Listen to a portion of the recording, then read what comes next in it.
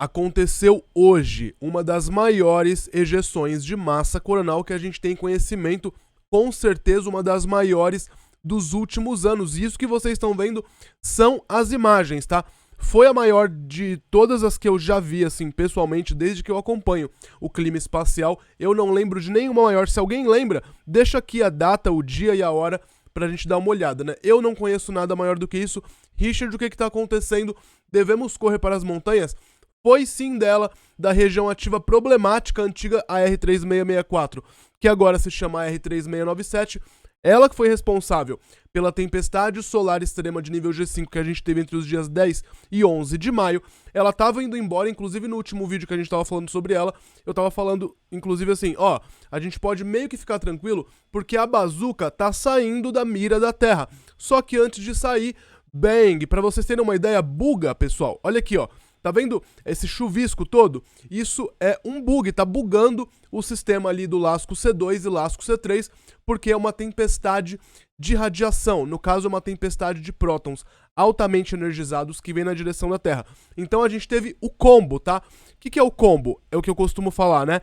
Explosão de radiação, tempestade de prótons altamente energizados, que é a tempestade de radiação que chega no nível S3, e durante esse momento agora, que você está acompanhando esse vídeo, ela ainda está acontecendo, esses prótons altamente energizados sendo lançados, né, enviados aqui na direção da Terra por conta do espiral de Parker, que eu já vou explicar para vocês o que é, e vai chegar ainda o terceiro golpe, né, que é o tiro de bazuca mesmo, é a tempestade solar. Vou mostrar tudo para vocês, ela chega quando? Amanhã, domingo, 9 de junho, provavelmente amanhã, pode ser que se estenda um pouquinho, que seja um pouquinho mais lento, chegue na segunda, mas pode também antecipar e chegar amanhã domingo no período da tarde, tá? Mas, como diria Jack, que já decidiu montar sua casa nas montanhas, vamos por partes. A gente tinha falado recentemente aqui no canal sobre aquela quebra de filamento absurda. Olha o tamanho daquele monstro, pra quem não viu esse vídeo, vou deixar no card aqui em cima. E já parecia muito grande, a gente tá falando de um filamento quebrando. E aí, de repente, bang, a gente tem isso. E isso, por conta da espiral de Parker, tem muita coisa que tá vindo na direção da Terra. Basicamente tudo, né? A radiação, ela não precisa estar no meio do Sol para ser direcionada para a Terra, então não precisa estar naquela região mais central do Sol. Então a gente teve, né, essa radiação vindo na nossa direção. Por conta dessa posição, né, a espiral de Parker, tudo que sai do Sol sai de uma forma meio espiralada. E é o que tá nessa região do Sol com relação a prótons altamente energizados, partícula energizada, é que vem na direção da Terra. Então a gente teve isso também.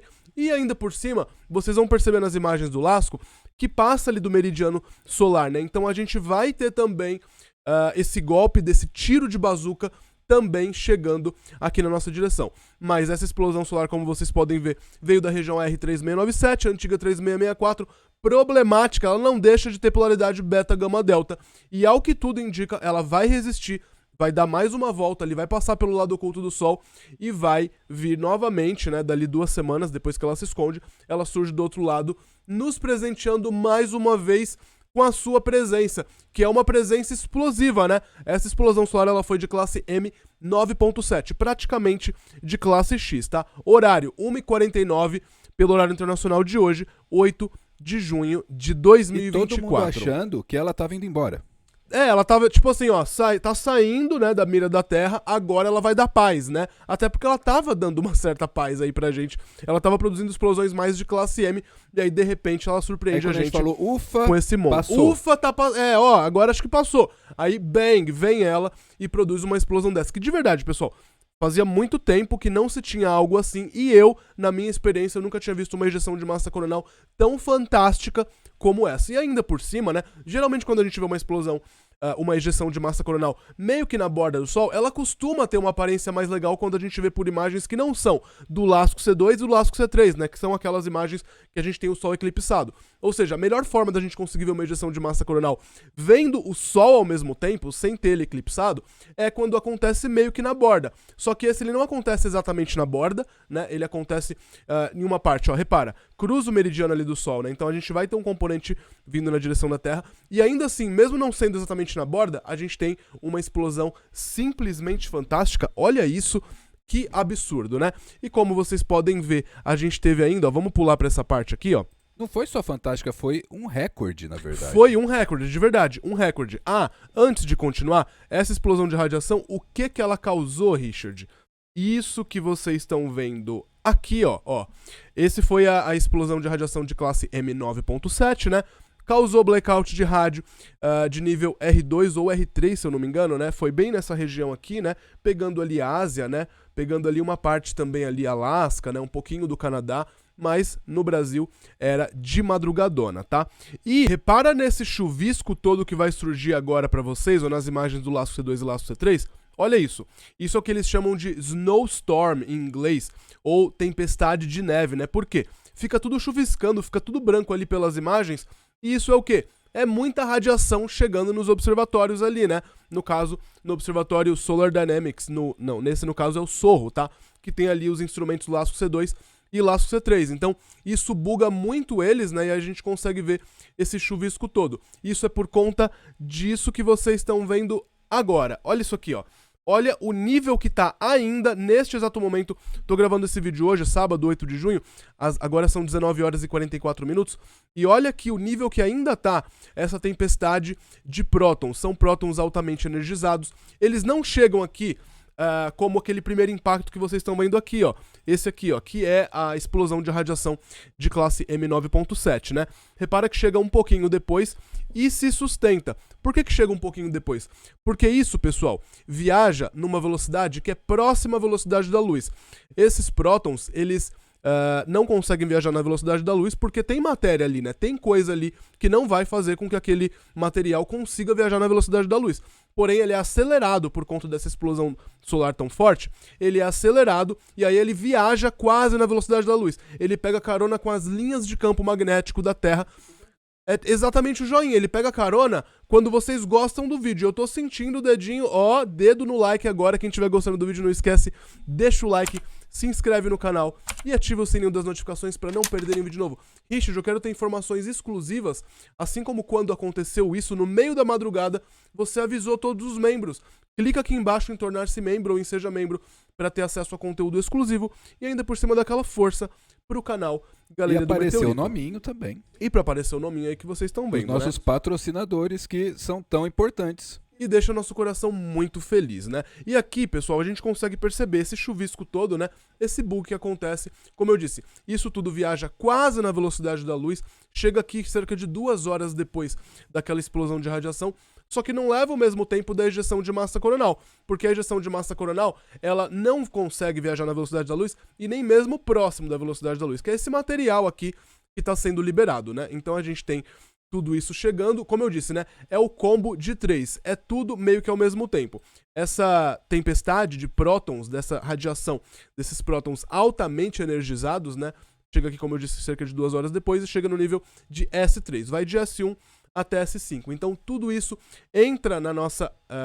pega, né, no nosso campo magnético, pega carona nas linhas de campo magnético e penetram no nosso planeta, na nossa crosta e tudo que a gente tem aqui, né? Então não é uma coisa que para só lá no espaço. Então isso também pode ser uma dose de radiação muito alta para aviadores que estão nas regiões polares. É uma radiação realmente muito elevada, desnecessária, né? Então se você estava viajando ali próximo das regiões polares, sei lá, Noruega, próximo ali do Canadá, na parte mais ao norte do Canadá, né? Você pode ter sido impactado, digamos assim, né? Toda essa área vermelha aqui, ó. Alvejado, né? Por prótons altamente energizados. Além disso, tá vendo essa espiral de Parker aqui, ó? Aqui tá o Sol, aqui tá a Terra. O que sai do Sol desse cantinho aqui, que foi justamente onde aconteceu essa erupção toda, ó, viaja meio que numa espiral. E esses prótons, eles pegaram carona nessa espiral de Parker aqui, nessas linhas de campo magnético do Sol, que ficam numa forma meio espiralada, e chegaram aqui próximo da velocidade da luz. Levaram poucas horas para viajar do Sol até aqui, né? Agora vamos para os modelos do tiro de bazuca, porque isso que vocês estão vendo já é o modelo feito pela NOAA, tá? Essa ejeção de massa coronal, de acordo com o modelo da NOAA, ela vai chegar aqui, ó. Vamos dar o play aqui para vocês entenderem, ó. Olha lá, aqui no centro a gente tem o Sol, aqui a gente tem a Terra em verdinho, aqui a gente tem o Sol e aqui a gente tem a Terra, porém aqui numa visão lateral, tá? Aqui a gente tá vendo numa visão superior, como se fosse de cima para baixo, tá? Em cima a gente vê a densidade, né, desse plasma, desse material solar, e embaixo a gente vê a velocidade desse material solar. Vamos rodar o play para vocês entenderem, ó. Olha lá, o tiro de bazuca, bang! Olha aquilo, pessoal. Esse ponto aqui, tá vendo que essa cor aqui no centro, ela tá preta?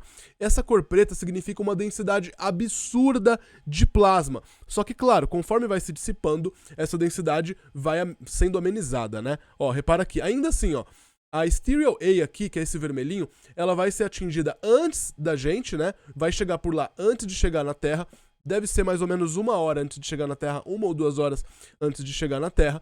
E aí em seguida chega aqui, só que lá vai chegar a densidade muito pior, né? Aqui chega um pouquinho mais ameno de acordo com esse modelo da NOAA. Lembrando, pessoal, esses modelos, essas previsões são apenas previsões, não tem como saber. É um cálculo que é feito com base naquelas imagens do Sorro e tudo, né? Do LASCO C2, LASCO C3, da Stereo A e de outros observatórios pra gente ter uma base de como que foi esse tiro de bazuca, de qual foi a amplitude dele e como que ele vai chegar aqui, qual que deve ser a velocidade do vento solar e tudo mais, tá? Então, isso é apenas uma previsão, muitas vezes erra, mas vai ser mais ou menos parecido com isso, tá? Chega aqui então, quando, de acordo com o modelo da NOAA?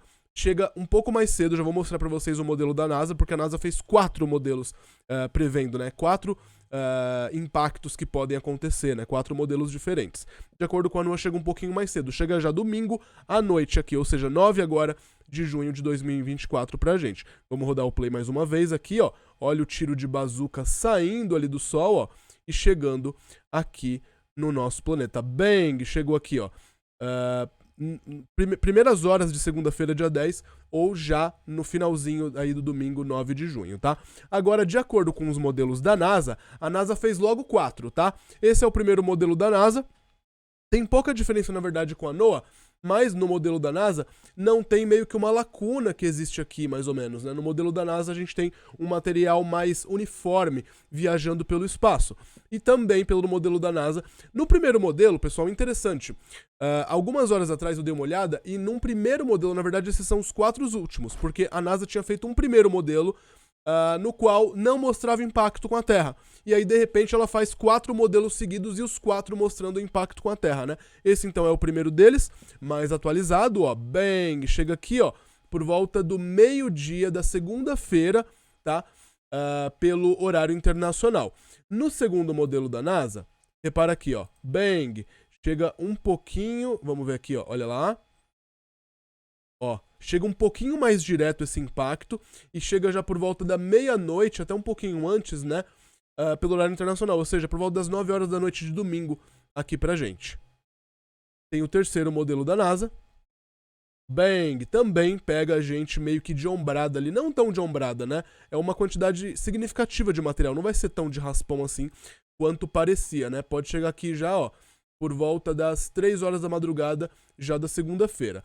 E de acordo com o último modelo da NASA, também tem um impacto. Esse impacto ele é ainda um pouco mais direto, né?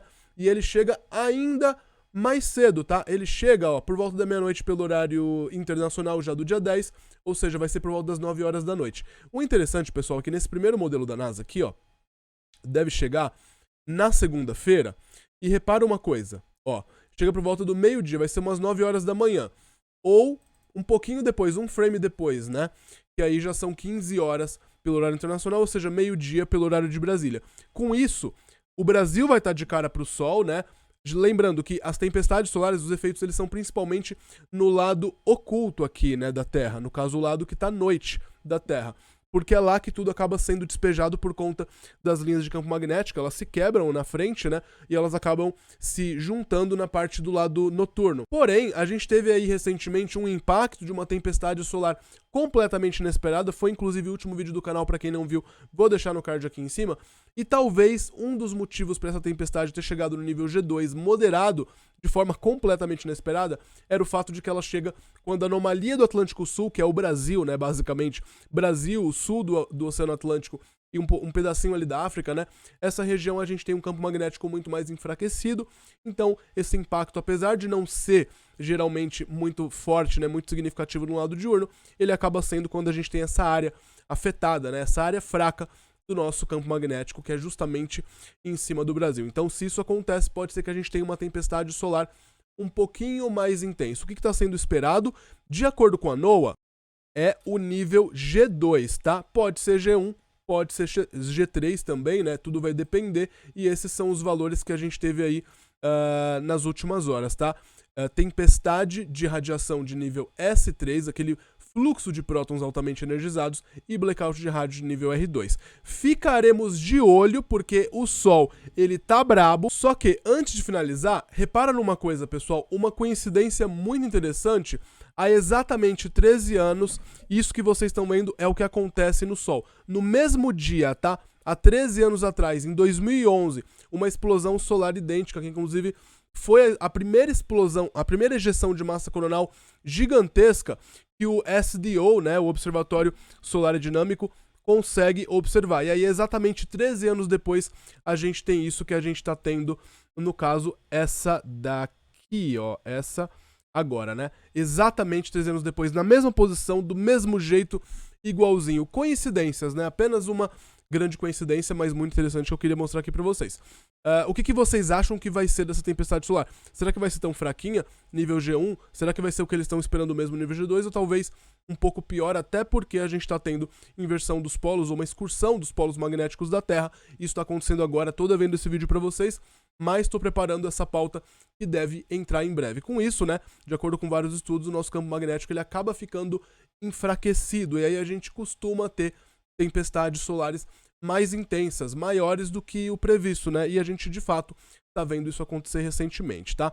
Então, o que vai acontecer, a gente aguarda.